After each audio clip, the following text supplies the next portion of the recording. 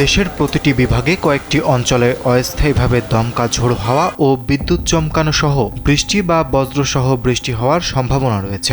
একই সঙ্গে দিনের তাপমাত্রা কিছুটা বাড়তে পারে বলে জানিয়েছে আবহাওয়া অফিস।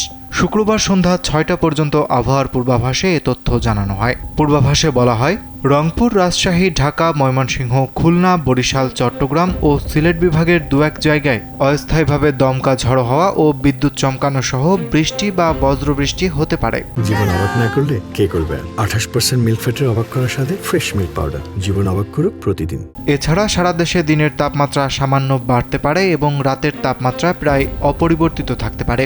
বৃহস্পতিবার সন্ধ্যায় চাঁদপুর ও যশোরে দেশের সর্বোচ্চ 34.8 ডিগ্রি সেলসিয়াস তাপমাত্রা রেকর্ড করা হয়েছে। পাশাপাশি এই সময় রাজধানী ঢাকায় সর্বোচ্চ তাপমাত্রা ছিল 32.5 ডিগ্রি সেলসিয়াস। অন্যদিকে গত 24 ঘন্টায় কিশোরগঞ্জের নিকলিতে দেশের সর্বোচ্চ 52 মিলিমিটার বৃষ্টিপাত রেকর্ড করা হয়েছে।